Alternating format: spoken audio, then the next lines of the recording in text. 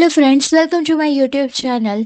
Serial Mannat के आज के एपिसोड की शुरुआत एक इमोशनल कन्फेशन से होती है, जहां पर वो विक्रांत से कहती है कि उसे अपने हक के लिए लड़ना ही नहीं, उसके लिए श्रुति ही उसकी माँ है, जिन्होंने उसके लिए सब कुछ किया। उस रात तक वो असली सच से अनजान थी। जब डॉक्टर ने उसे कहा कि उसे तुरंत लीवर ट्रांसप्लांट की जरूरत है, तब उसने मजबूरी में ये फैसला लिया।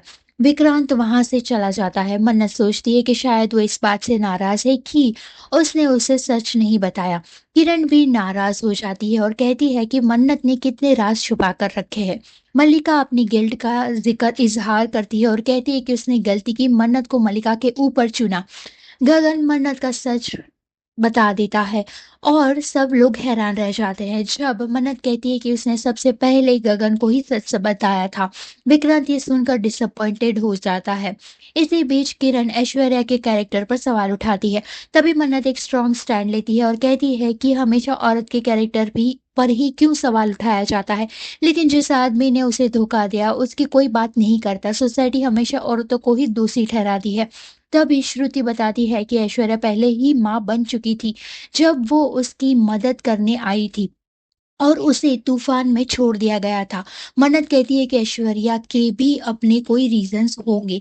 तब ऐश्वर्या खुद सामने आती है। वो सब कुछ सबके सामने कहती है, अपनी कहानी बताती है कि कैसे वो एक ब्राइट स्टूडेंट थी। वो अनिरुद्ध नाम के गुंडे से उसकी जिंदगी बर्बाद कर दी।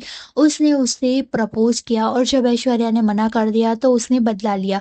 उसने उसके साथ जबरदस्ती की और ऐश्वर्या प्रेग्नेंट हो गई। ऐश्वर्या कहती है कि उसने डीएनए टेस्ट भी करवाया है ताकि अनिरुद्ध के झूठ को साबित किया जा सके। उसने मन्नत को छोड़ा ही नहीं था, लेकिन उस वक्त कोई उसके पास रास्ता नहीं था। आखिर में ऐश्वर्या अपनी गलती मानती है, मन्नत से माफी भी मांगती है। मन्नत भी उसे माफ कर देती है और उसके जख्म वापस याद दिलाने के लिए उससे सॉरी भी कहती है। गगन और विक्रांत दोनों ही ऐश्वर्या के साथ खड़े होते हैं। जब किरण उसकी बेइज्जती करती है तो विक्रांत ऐश्वर्या का सपोर्ट करता है। जहाँ पर एक माँ की मजबूरी समझ आई, वहां पर एक बेटी का दर्द भी सबके सामने आया। क्या इस टूटी हुई माँ बेटी की जोड़ी जुड़ पाएगी?